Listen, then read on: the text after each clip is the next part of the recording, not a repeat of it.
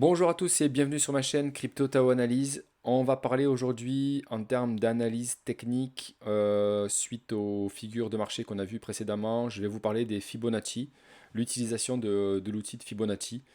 Donc je ne vais pas rentrer dans la théorie parce qu'il y a plein de vidéos qui existent à ce sujet, donc je risquerai d'être redondant et c'est pas le but.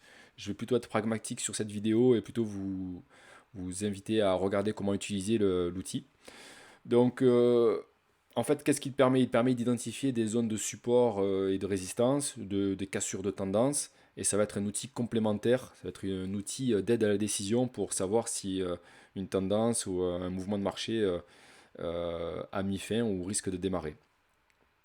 Les zones de pourcentage qu'on va voir, donc il y a le retracement et l'extension. L'un nous permet de voir le niveau de correction suite à un mouvement haussier, donc ça c'est pour le retracement. Et l'autre nous permet de voir un mouvement d'extension, donc de hausse, suite à un mouvement de correction. Donc c'est une histoire de statistiques, il faut s'en rendre compte. La psychologie du marché nous permet d'identifier des mouvements moutonniers, c'est-à-dire que les traders sont plutôt moutonniers. Et psychologiquement, les gens ont tendance à vendre à tel niveau de prix, à acheter à tel niveau de prix. Et c'est comme ça en fait que le Fibonacci s'exprime. Il nous permet d'identifier des zones clés et des zones, voilà, on va dire, moutonnières. Donc toujours pareil, à corréler avec d'autres indicateurs, hein. Il faut pas utiliser uniquement le Fibonacci, vous risquerez de vous planter. Donc il y a toujours 3 ou 4 conditions minimum avant d'entrer dans un trade. Donc en l'occurrence, le Fibonacci, j'avais préparé la vidéo un petit peu à l'avance pour éviter qu'elle dure trop longtemps. Donc je démasque. Donc on va commencer par le retracement. Alors le Fibonacci, pour ceux qui ne connaissent pas, on le retrouve sur TradingView à cet endroit. On clique sur retracement de Fibonacci et je vais le refaire en direct. Donc si on veut analyser le Bitcoin, admettons nous sommes voilà, on est au mois de janvier 2021. On ne sait pas ce qui va se passer sur le Bitcoin. Ce qu'on fait, c'est qu'on clique dessus. On prend le point bas du mouvement que l'on connaît. Le point le plus bas se trouve ici. Le point le plus haut que l'on connaît. Donc il se trouve à peu près ici. D'accord. Et ensuite, le Fibonacci, pour moi, il y a quelques niveaux à connaître qu'il faut matérialiser. C'est le 38,2%, le 61,8% et le 78,6%. Après, il y en a d'autres, mais ce n'est pas forcément toujours pertinent de les mesurer. En tout cas, après, chacun a ses manières de trader, qu'on trade sur le forex, sur la crypto, la bourse. Il y a des similitudes sur ces niveaux. Après, il y en a d'autres qui peuvent être utilisés en complément. Mais vraiment, le basique, c'est vraiment ces trois niveaux-là, 38, 38,2, 61,8 et 78,6. En fait, le 38,2%, dans un mouvement de retracement, il nous permet d'identifier la potentielle correction probable dans un mouvement haussier. Ça veut dire que là, le Bitcoin est monté quand même de manière assez brève. Il a corrigé. Et tant qu'il ne vient pas casser les 38,2%, on peut toujours considérer que le mouvement est haussier. Et d'ailleurs, c'est ce qu'il a fait. Il est venu vraiment quasiment à la mèche euh, toucher les 38,2. Donc on est pas loin des 38,2. Il s'en est servi du coup comme zone de support. C'est devenu un support pour lui et il est reparti à la hausse. Donc les 38,2 considèrent toujours la tendance, on va dire, de correction et nous permet d'identifier une pause, une respiration du marché pour pouvoir remonter par la suite. Si par contre les 38,2% sont cassés, et là on peut le voir ici, je l'ai identifié à l'avance, là par contre ça sent mauvais. Donc on voit bien que sur le mouvement ici le plus bas, le mouvement le plus haut ici, on a les 38,2%.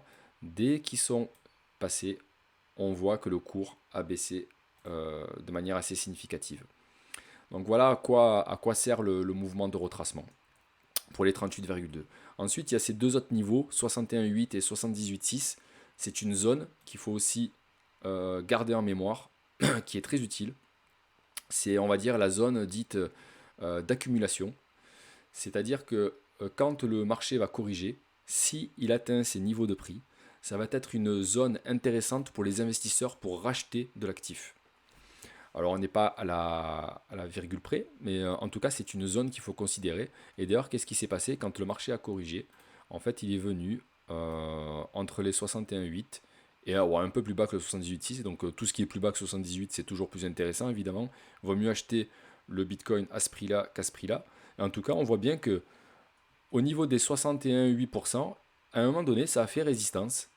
On voit qu'il y a eu le cours a rangé, a fait un range pour pouvoir permettre d'accumuler du Bitcoin dans ces zones de prix-là avant de repartir à la hausse. Et d'ailleurs, vous avez vu la résistance qui était ici, au niveau des 61,8, est devenue support par la suite. C'est devenu un support et on a pu remonter le cours par la suite. Donc on voit bien les notions de résistance et de support qu'on a vu tout à l'heure. On voit maintenant la zone des 61,8, 78,6 qui est une zone d'accumulation, d'achat. Ce que j'ai mis, voilà, la zone de vente, je vais vous le montrer. En fait, ce qui s'est passé, c'est que dans cette tendance haussière, on peut identifier, si on met le Fibonacci, on va faire une petite technique qui permet d'inverser la, la numérotation. On voit que les 78,6 et 61,8 sont inversés.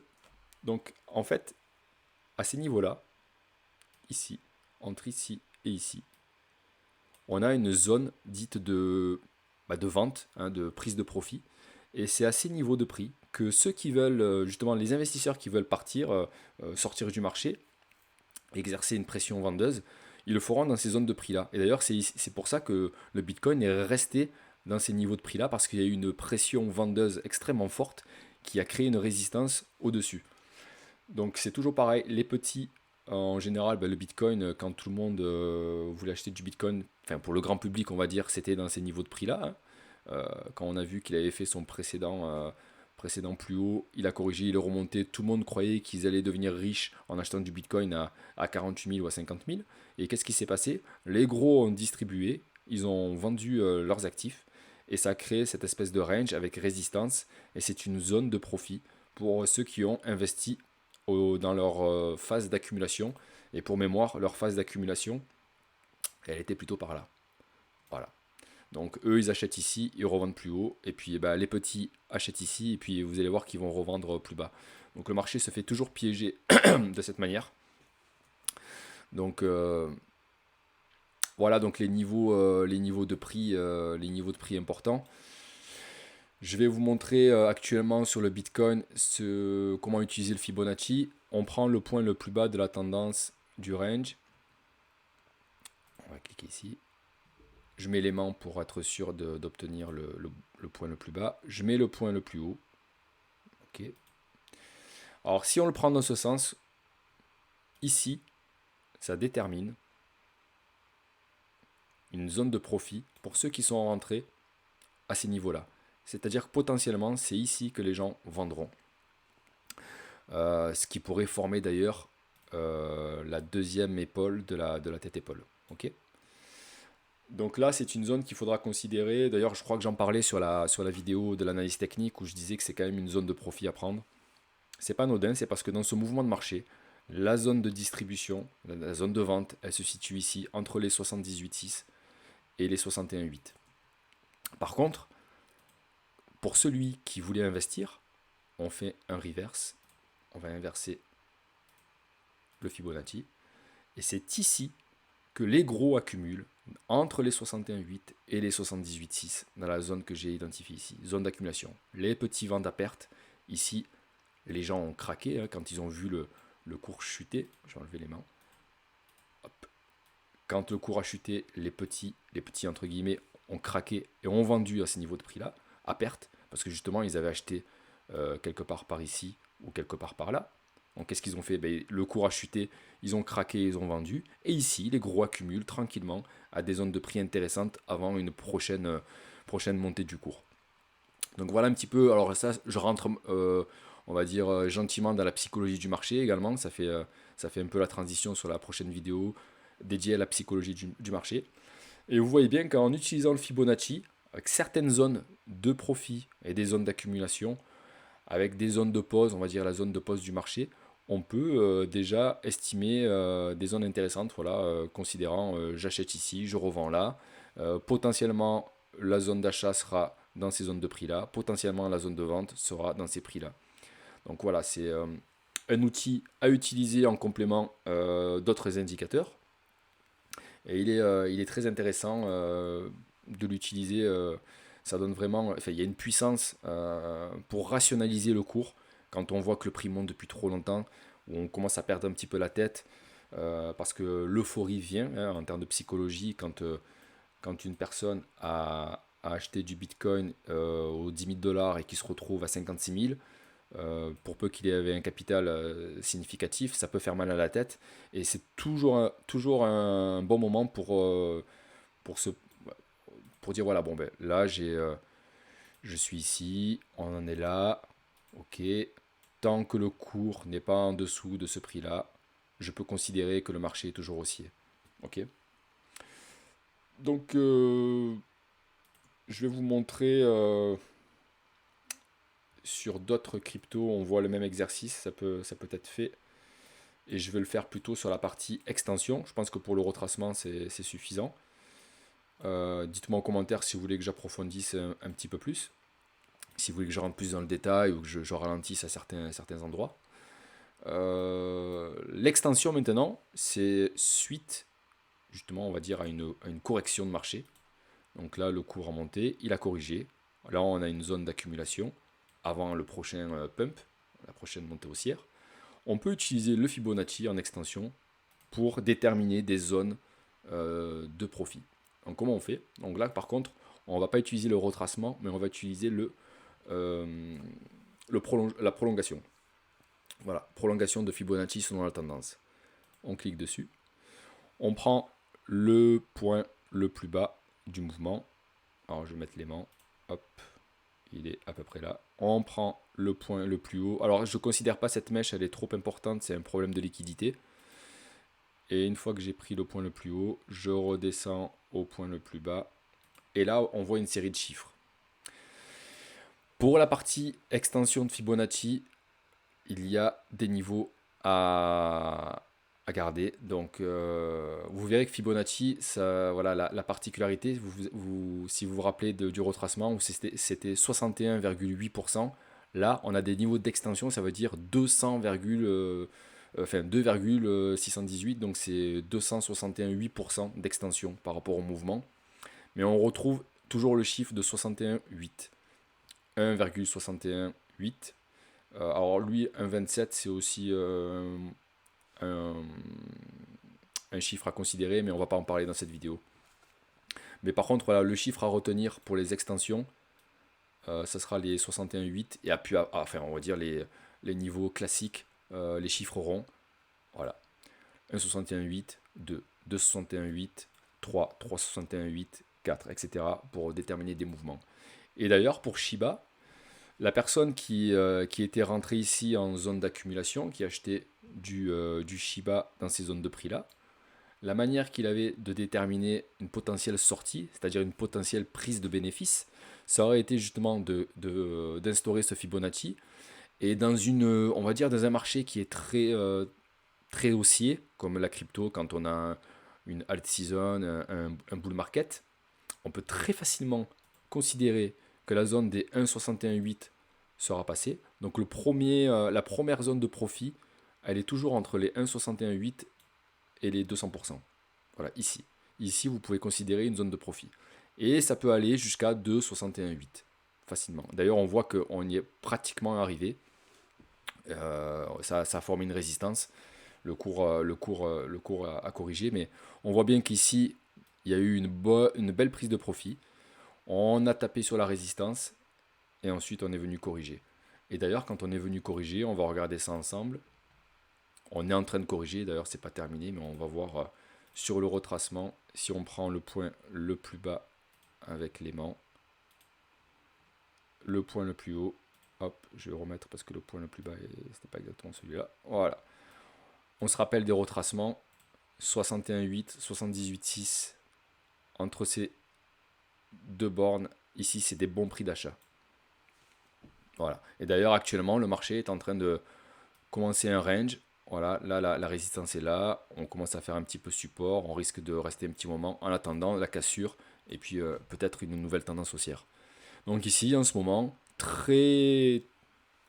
enfin c'est quasiment sûr, les gros portefeuilles achètent du Shiba, de l'Atom, de la VAX, de l'EGLD, etc.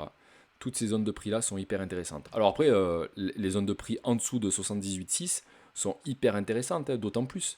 Par contre, le retracement, on va dire, moi je suis vigilant quand je dépasse les 90% de retracement, je considère que le marché est mort, hein. C'est-à-dire que l'actif il tombe aux oubliettes, il ne faut pas non plus retracer à 100%, sinon c'est tout simplement la mort de l'actif, hein. Donc le retracement à 100%, c'est comme si le cours venait ici et on venait jusque là, donc là ça sent mauvais, hein. Donc pour moi, dès que ça retrace plus de 90%, je considère que c'est très dangereux pour la suite. Donc ce que je fais, c'est que je paramètre, voilà, je fais 0,9 et puis je le garde en tête. Et si je vois que ça vient dans ces niveaux de prix là, c'est à la fois une bonne opportunité, mais c'est quand même d'autant plus risqué. Est-ce que le projet, la crypto, le projet est mort? Est-ce que c'était un shitcoin? Voilà, il faudra se poser quand même la question à ce niveau de prix là. En tout cas, entre les 61,8 et 78,6, c'est une manière saine de retracer. C'est sain que le marché retrace à cet endroit-là. Et c'est une opportunité d'achat pour de futures tendances haussières. Voilà, donc j'ai fait l'extension, j'ai fait le retracement. Je pense que pour une première vidéo, ça peut être pas mal en termes de, voilà, d'entrée en matière. Je vous propose de me laisser en commentaire des questions ou des suggestions pour approfondir certains sujets. Pareil, sur TradingView, il y a plein de tutos pour utiliser l'outil. C'est pour ça que je ne rentre pas forcément plus dans le détail, mais vous l'avez vu, hein, ici sur l'icône, on a le retracement et la prolongation. Retracement de Fibonacci, quand on veut voir le mouvement baisser, jusqu'à combien il baissera, c'est le retracement. Et quand on veut voir un potentiel mouvement haussier, on utilise la prolongation, donc de l'extension. Donc voilà, c'est deux choses à savoir là. Et puis si vous voulez le paramétrer, une fois que vous avez fait votre point bas, votre point haut, vous cliquez dessus. Il y a le petit engrenage. Là, vous arrivez dans les options pour le configurer. Et si vous n'avez pas les niveaux qui sont inscrits, vous les inscrivez manuellement. Donc là, il y a le 0, le 38,2, le 61,8, le 78,6. Là, j'ai inscrit tout à l'heure le 0,9 et le 100% qui est ici, c'est le 1. Voilà, donc là, c'est pour le retracement. Et puis pour l'extension, ici, on reclique une fois dessus, le petit engrenage, et on voit les niveaux d'extension. Donc lui, je vais l'enlever, il n'est pas forcément nécessaire. Et par contre, ouais, je vais compléter, je vais faire un petit bonus. Là, j'ai mis le chiffre pi, parce que le chiffre pi, mine de rien, il a aussi une utilité et une importance dans les marchés très haussiers. On peut voir statistiquement des remontées à ces niveaux de prix-là. Donc, j'ai pas d'exemple en tête, mais si on fait un test avec une extension sur EGLD par exemple, on se met ici, on se met là, on revient là. Non, là on est venu à 2,618. Vous voyez, on est venu pile poil à la mèche. Donc là, c'était pas fait exprès, mais vous voyez bien que il y a psychologiquement des mouvements qui arrivent dans ces zones de prix là. C'est pas anodin quoi. Qu'est-ce que j'ai? Escada, j'ai quelque chose. Alors souvent les 3,14 on les voit au tout début quand on va dire la crypto n'était pas connue et puis il fait vraiment un gros boom. On va peut-être voir ici. Je pense que là peut-être on a peut-être moyen avec ce gros range. Alors on va faire ça. Le point bas, on va le considérer qu'il est là. Le point haut, il est ici. Hop, voilà. Là les 3,14 vous voyez. Bah, les 3,14 ils ont servi quand même de résistance. Donc on est venu toucher un peu plus que les 3,14. On est venu jusqu'au 361,8. Vous voyez que l'extension elle est possible jusqu'à 361,8. Donc voilà, c'est pas anodin quoi. Qu'est-ce qu'on a d'autre? Avax, si on regarde ce mouvement, quand il a fait son petit creux là, et son sommet, hop, on se met là. On est venu, pareil, 361,8, vous voyez qu'il y a un niveau intéressant, 3,14 également. Voilà, on est vraiment dans une zone de distribution à ces niveaux-là. On voit que la zone des 2,61,8, ça a fait un petit peu résistance au début ici. Et puis le marché était tellement haussier qu'il a transpercé la zone. Vous voyez ici. Pouf. Et puis il est arrivé très rapidement à l'autre zone résistance, qui était la zone des 3,61,8. Pour terminer, je vais vous parler de la troisième manière d'utiliser le Fibonacci. Je vais parler d'extension de retracement, c'est-à-dire je vais aller au-delà de 100% de retracement pour déterminer un mouvement baissier suite à un range. En l'occurrence, pour AVAX, on peut s'apercevoir qu'il y a une zone de résistance à ces niveaux de prix, une zone support à ces niveaux de prix. Grossièrement, je prends mon Fibo de prolongation, je détermine mon point le plus haut. Alors je pourrais prendre celui-là et je pourrais prendre celui-là, on verra qu'après ça va pas changer énormément. Ce qui compte, c'est l'amplitude. Si je mets un aimant, je prends le point le plus haut, je prends le point le plus bas, je reviens sur ma zone, ok. Et ici, à 1,61,8%, c'est une zone d'accumulation. On va voir justement si on utilise le retracement de Fibo, comme on a vu tout à l'heure, que je prends l'amplitude du mouvement entier précédent jusqu'au point le plus haut. Qu'est-ce qui se passe? Je suis pile poil entre les deux bornes. J'ai les 78,6 et les 61,8%. C'est ici une zone d'achat, d'accumulation, c'est-à-dire que une fois qu'il y a eu de la distribution, que les profits ont été pris, une correction saine du marché entraînera forcément un retour dans ces zones-là. Très probablement si le projet, si le fondamental est bon, etc. Donc là, c'est la manière d'utiliser le retracement avec une extension, c'est-à-dire au-delà de 100% pour corroborer des mouvements baissiers. On va juste refaire ça avec le Bitcoin. Actuellement, si je devais déterminer, enfin on va dire voilà, tout simplement si j'étais, si je suis ici, alors je vais faire un petit replay de la zone. Voilà, on est ici, on ne sait pas trop ce qui va se passer sur le Bitcoin. Je vais même mettre, je vais plutôt me mettre par ici. Voilà. Admettons qu'on est ici. Et puis j'essaie d'entrevoir l'avenir, entre guillemets. C'est pas tout à fait ça, mais c'est-à-dire que j'essaie d'entrevoir des zones potentielles d'accumulation. Donc je vois que ici, a priori, il y a une zone de support. Ici, il y a une zone de résistance. Je prends mon Fibo de prolongation. Je prends le point le plus haut. Je prends le point le plus bas. Je reviens ici.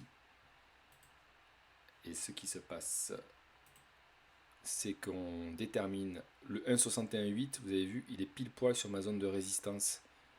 Sur le range journalier, je vais vous le montrer là juste après. Et on a bon, les 200% qui sont un niveau clé. Et puis les 2,61,8. Voilà, ici, on est sur la zone des supports. Donc si on regarde ce qu'a fait le cours, il est venu, il a cassé les 1,61,8, il a rangé, c'est devenu une résistance. Et là, il pose à peu près support. Hop. Il est sur le niveau des 2,61,8. Est-ce qu'il va y rester? Est-ce qu'il s'en sert comme support? Pour l'instant, le Bitcoin nous fait des signes. Bon, le W n'est pas encore valide, il faudra attendre encore un petit peu, quelques jours. Mais potentiellement ici, un W est en train de se former. Il faudra attendre la cassure de la ligne de coup pour avoir un signal à corroborer avec d'autres indicateurs. Mais actuellement, le support fait bien son job. La résistance, elle a fait son travail aussi. Donc on est bien dans cette zone de support-résistance qui ont été identifiées également grâce au Fibonacci 1,61,8, 2,61,8. Donc voilà les utilisations Fibonacci. J'espère que ça fait pas trop chargé sur le graphique. De toute façon, il faut vraiment prendre le temps de s'exercer. Il faut l'utiliser, voilà, il faut se matérialiser les zones de support, de résistance, utiliser le Fibonacci pour déterminer les zones qui permettent la continuation de mouvement, et celles qui permettent la cassure quand on dépasse les 38,2, les zones d'accumulation quand on voit qu'on est au-dessus des 61,8 et 78,6. Enfin, voilà, donc je pense que après voilà, c'est que en s'exerçant et en manipulant qu'on peut arriver à s'améliorer et à être un peu plus aguerri sur le sujet. Donc, dites-moi en commentaire si ça vous a plu, si ça vous intéresse que je développe un peu plus. Quels sont pour vous vos niveaux clés de retracement? Moi voilà, j'en ai certains que j'utilise, mais il y en a d'autres. Voilà, je serais curieux de savoir ce que vous utilisez de votre côté. Donc si vous n'êtes pas abonné, profitez-en pour cliquer sur le petit bouton rouge, un petit pouce bleu, ça fait toujours plaisir. Ça fait grandir la chaîne et puis je vous dis à bientôt pour d'autres vidéos. Ciao ciao!